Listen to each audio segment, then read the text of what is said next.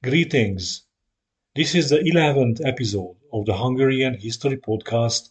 I am Szántai Gábor.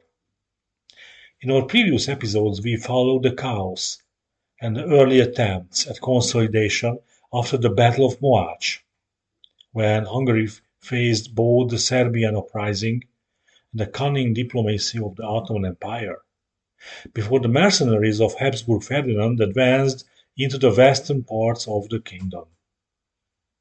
Yet, before we move on to the castle wars proper, I will say a few words about the events between 1528 and 1550 to fill the gap. Well, officially the period known as the Castle Wars lasted from 1541 to 1568. It included the Second, the Third, and the Fourth Habsburg-Ottoman Wars. During these decades, the Ottoman Empire conquered large parts of southern and central Hungary. The term Castle Wars refers to a long series of individual sieges launched against border fortresses of the 1,000-mile-long military frontier.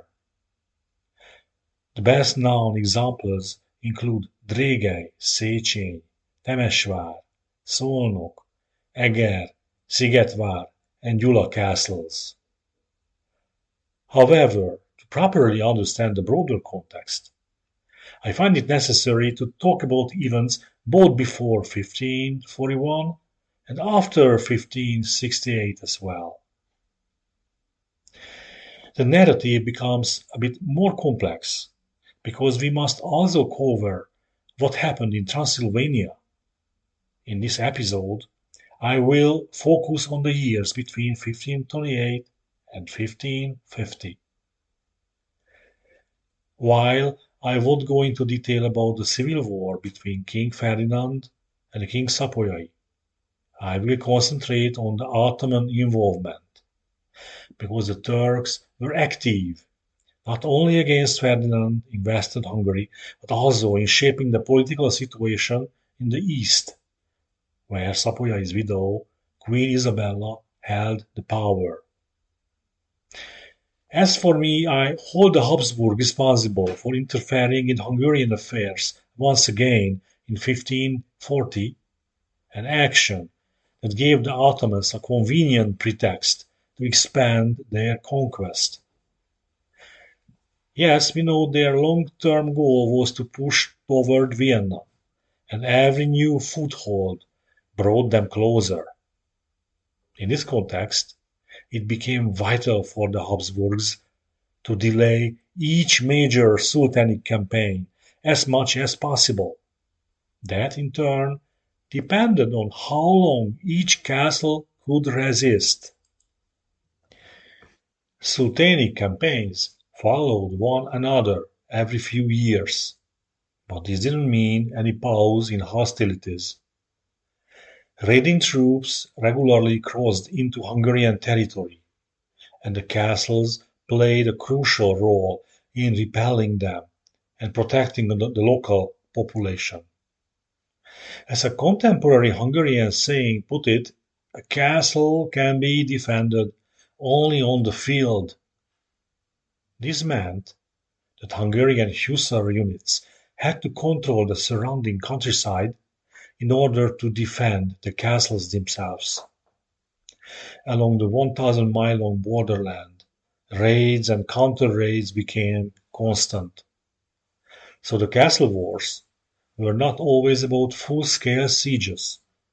Although most major Ottoman offensives aimed at Vienna and thus targeted the western Habsburg-controlled part of Hungary, the eastern regions also suffered from continuous warfare, especially when the Habsburgs gained control for a short time, or tried to.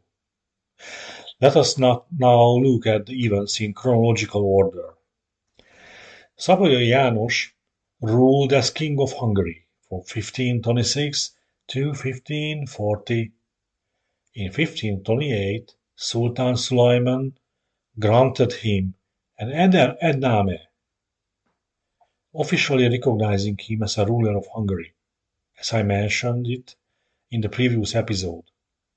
During his reign, the eastern part of the country was not invaded, and it's a very big deal.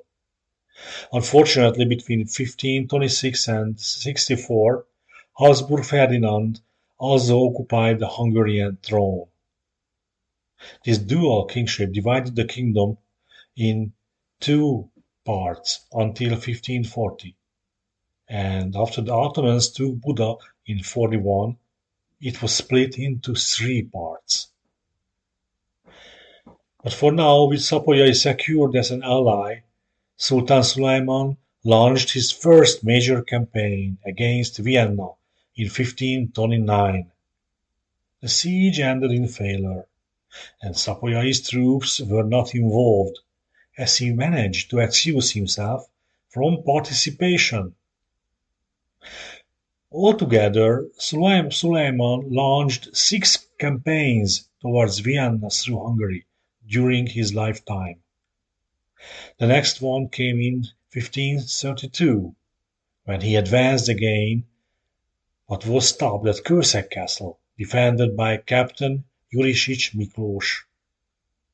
Although the castle was small and poorly equipped, Jurisic and his 700 men resisted for nearly 4 weeks against an overwhelming Ottoman force. The Ottomans eventually bypassed Kőszeg and withdrew due to bad weather, supply issues, and the approaching imperial army. The heroic defense of Kőszeg became a powerful symbol of resistance in Hungarian and Croatian memory. Then, a truce was signed between King Ferdinand and King Szapolyai at Várad in 1538. According to its terms, the Habsburgs would inherit the Hungarian throne upon Szapolyai's death. However, in 1540 Szapolyai died, leaving behind his widow, Queen Isabella, who had just given birth to their son, János Zsigmond. His unexpected birth nullified the agreement, as he now became the heir. Refusing to accept this new situation, in 1541 King Ferdinand sent his army to take Buda Castle from the Queen and her infant son. In August, Friar Martinuzzi György, the White Monk, managed to repel the German troops at Buda. Shortly afterwards, Sultan Suleiman rushed to protect his interests. Distrusting Queen Isabella, who had secretly negotiated with the Habsburgs, Suleiman took Buda by trickery and placed a strong Ottoman garrison there. The Ottomans remained in Buda until 1686, for almost 150 years. Their occupation was the result of Ferdinand's hasty intervention, the Queen's political miscalculation. As a consequence, Hungary was split into 3 parts. Queen Isabella retained control over eastern Hungary, where she ruled in uneasy partnership with her son's tutor, Friar Martinuzzi, a skilled statesman and high-ranking cleric appointed by late King Szapolyai. In 1542, the Habsburgs made an unsuccessful attempt to retake Buda Castle. In response, and in order to strengthen their strategic position around Buda, the Ottomans launched a campaign the following year. In 1543 they captured several key fortresses: Siklós, Pécs, Esztergom, Tata, Székesfehérvár and Valpó. Valpó Castle was on the southern part of the kingdom, and it is famous for the twin sieges of 1543, and it also has a haunting legend. Valpó Castle, in Croatian Valpovo, in German Valpach, was one of the most fiercely contested strongholds during the Ottoman campaign of 1543. That year, the castle was besieged twice. first by Murad Bey of Pozsega in spring, and then by Rumelian beggar Bey Ahmed Pasha in early summer. In the first siege, Murad tried to take the castle. Then Hungarian reinforcements arrived by boat from Siklós and Pécs, around 500 soldiers, but Murad's forces intercepted them. Turkish sources boast that the Ottomans slaughtered and drowned them, and sent noses and ears to the Sultan as trophies. But Murad likely failed to take the castle and covered it up with exaggerated reports. The second siege was far more serious. This time the defenders had a month to prepare. Sultan Suleiman crossed the Sava River on 12 June 1543, sending Ahmed Pasha and his Rumelian troops toward Valpó. They built a pontoon bridge across the Drava River and surrounded the castle on 22 June. Soon heavy bombardment began, and the Ottomans fired over 3,100 cannonballs at the walls. It killed half of the people inside. Despite the repeated assaults and heavy casualties, the defenders held out heroically. Croatian peasants, Hungarian soldiers, and even reinforcements from Siklós fought side by side. But the townspeople panicked. They captured their own commander, Captain Arki, and surrendered the fort. According to some accounts, the Ottomans broke their promise of safe passage and had hidden Akinji troops slaughter the defenders as they marched out. The legend of Katalin. Even centuries later, the siege of Valpó lived on in local legend. The tale, recorded as late as 1938, blends love, betrayal, and ghostly justice. As the story goes, Captain Arki refused to surrender despite the suffering of his men. Then his own soldiers betrayed him and handed the castle over. Some say he was publicly executed by Murad Bey after a ceremonial dinner. But the tale truly centers on a young warrior named Miklós, who was in love with Katalin, the beautiful daughter of the castle's former captain. A jealous imperial envoy, Antonio, had hoped to marry her himself. After the lovers wed, Antonio betrayed the castle to the Turks, revealing that the western wall was the weakest. When the Ottomans took the castle, Antonio was impaled for treachery. Miklós died in the fighting. Katalin was captured and met a horrifying fate, buried alive upside down inside the very walls of the castle. Centuries later, her ghost appeared to a sick soldier, begging for a proper burial. And when her skeleton was found and reburied, the soldier miraculously recovered. The next siege in the campaign was against Esztergom, once the seat of the Hungarian archbishop. The castle had already endured 6 sieges between 1526 and 1543, not only from the Ottomans but also during the internal struggle between King Ferdinand and King Szapolyai.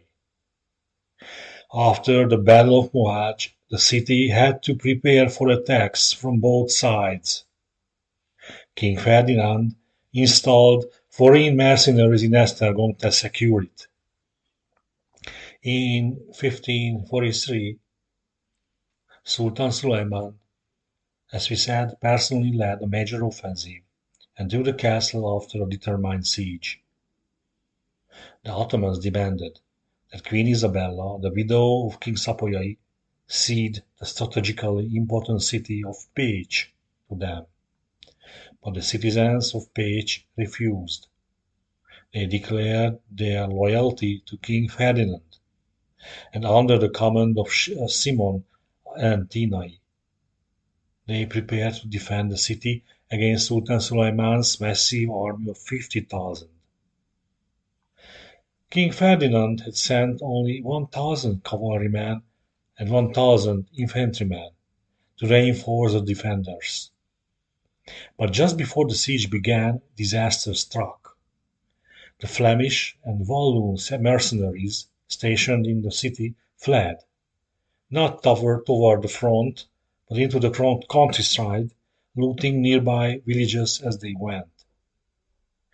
Seeing the Bishop of Pécs and the mercenaries gone, panic spread among the townspeople, and a rebellion was stirred up by the officers.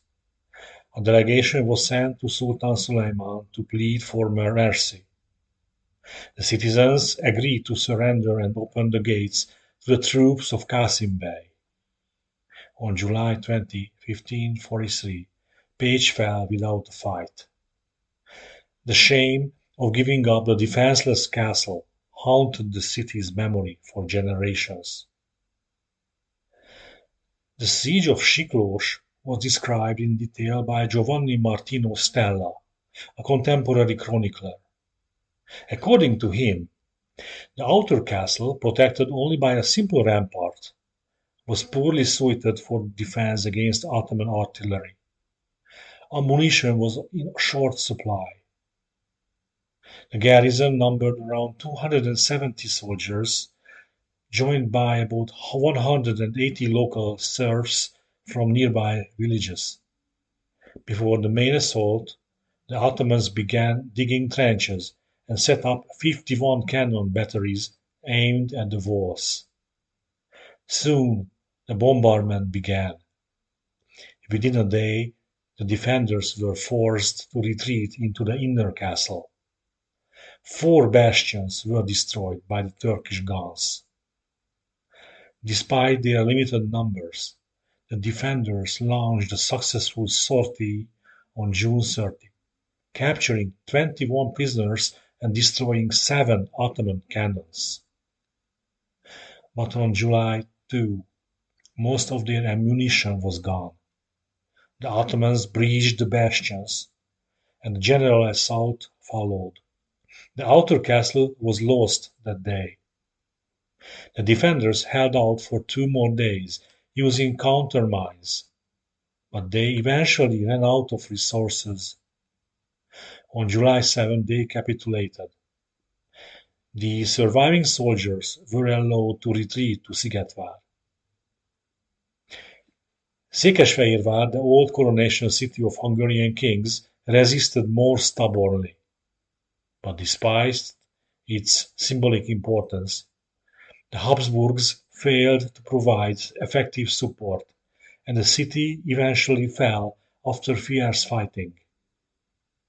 One of the most tragic moments of the siege came when the defenders launched a counterattack from the inner castle, hoping to drive the Ottomans out of the town.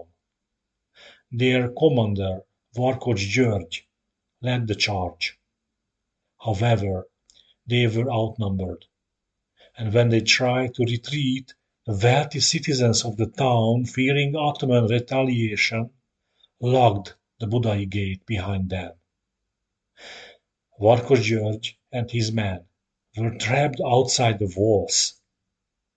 They fought bravely, but were massacred. The next day, the remaining defenders in the inner castle were allowed to leave with dignity, accompanied by members of the Knights Hospitaller, who carried their treasures with them. Once inside, the Ottomans looted the town and desecrated the royal tombs, scattering the bones of Hungary's kings. Ironically, the townspeople who had betrayed the soldiers in fear were not spared. The Ottomans had little respect for cowardice, and those responsible for shutting the gate were executed. The fall of these castles allowed the Ottomans to consolidate control over central Hungary and to establish a solid supply and communication network stretching from Buda deep into the southern frontier. On 19 September 1543, something rare happened. A Hungarian victory. At Sonlóvásárhely, the hussars of Győr defeated a combined Turkish and Crimean Tatar force. After the fall of Székesfehérvár, Sultan Suleiman's army moved westward, eyeing Vienna. Crimean Tatars and Ottoman Akinjis began raiding the regional area around Ajka, while the main Ottoman army rested in Fehérvár. Meanwhile, Christian forces from the Austrian hereditary provinces and Hungary gathered in Győr, not far from Vienna. Among them was Zrínyi Miklós, or Nikola Szubizsnyi, who had arrived from Kanizsa with Croatian and Hungarian cavalry. Smaller German, Italian, Bohemian, and Spanish contingents also joined. Led by Zrínyi, Báthori András, Verbőc Imre, Rátkai Pál, and Bakit Péter, the allied hussars, mostly Hungarians with Croats and Serbs, ambushed a 3,000-strong raiding party near Sonlóvásárhely. The attack was devastating. Most of the surviving Tatars fled into the surrounding hills, only to be hunted down by local peasants who had previously hidden from them. Very few made it back to the Ottoman camp at Fehérvár. The victory boosted morale. The Hungarian light cavalry, now numbering around 8,000 people, moved from Győr to Nyitra, securing the western frontier. Suleiman, who had planned to continue toward Vienna, instead retreated to Buda. His 1543 campaign ended there. In 1544, the Ottomans turned their attention to Visegrád. Pasha Mehmed of Buda joined forces with the Bey of Esztergom to besiege the ancient royal fortress. The lower castle was the first to fall. After sustained cannon fire, the tower at its southern corner collapsed, forcing the defenders to surrender. But the citadel, perched high above the Danube, held out longer. Captain Amádi Péter and his men continued the defense as long as they had drinking water. Eventually, the Ottomans offered them safe conduct, and the defenders left the citadel. But outside the walls they were cut down. Only a few survived. Captain Amádi and several wounded soldiers were spared and taken as prisoners to Istanbul. Nógrád Castle had been in Habsburg's hands since 1527, when the troops of King Ferdinand first occupied it. They held it for 17 years. But in 1544, when news arrived that the Ottomans were approaching, Captain Miskei István and his men fled, reportedly without any real reason to fear. Their sudden retreat left the castle undefended. Husein, Bey of Esztergom, and Pasha Mehmed of Buda arrived shortly after and occupied Nógrád Castle without a fight. After the fall of Nógrád and Visegrád, the defenders of Hatvan faced a difficult decision. The castle itself was newly built, constructed between 1523 and 1544, but its position was exposed. Rather than risk a siege, the Hungarian captains chose to abandon it. They set the castle on fire and fled with the troops to the safety of Eger Castle. The townspeople, left behind and unprotected, had no choice but to surrender. Hatvan fell without a battle. On 25 December 1545, Simontornya Castle fell to the Ottomans, but not without resistance. Its captain, Markocs Tamás, had become a thorn in the Ottoman side. From his stronghold, he regularly disrupted the military road between Eszék, Mohács, and Buda. His raids were bold, and the Ottomans wanted revenge. Ottoman historian Ibrahim Pechevi called him an evil bey who sent vagabonds to attack travelers from Buda.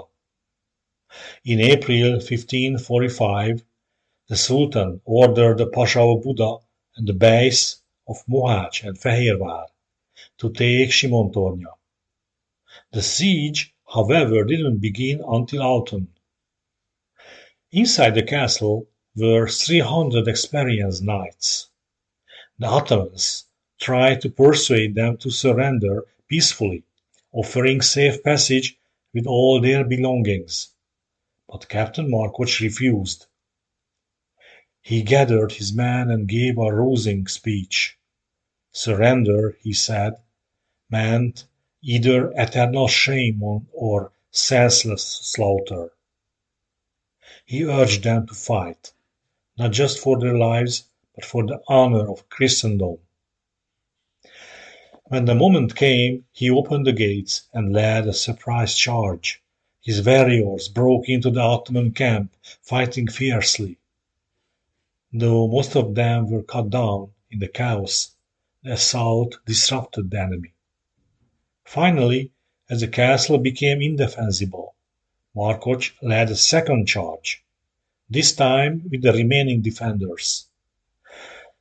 Unlike many similar cases, they didn't perish. Instead, they cut their way through the Ottoman lines and escaped.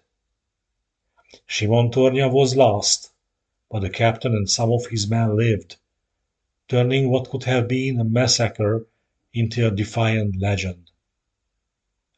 In 1547, Emperor Charles V and King Ferdinand signed a peace treaty with Sultan Suleiman.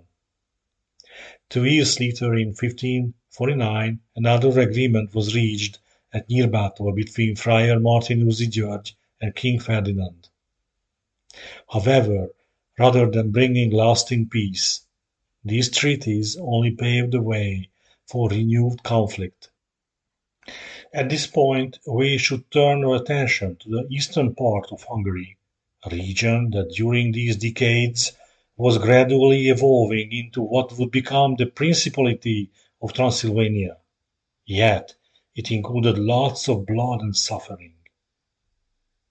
Although I promised to tell you the Transylvanian story now, it seems we have run out of time. In the next episode, we will return to the Castle Wars and continue our journey through this turbulent era, adding the missing Transylvanian details until 1550 or 51. Now you have been listening to the Hungarian History Podcast with me, Szántai Gábor, the only English language podcast dedicated to Hungarian history. If you enjoyed this episode, please follow, share, and consider supporting this project in any way you can. Sziasztok, a viszonthallásra, and goodbye!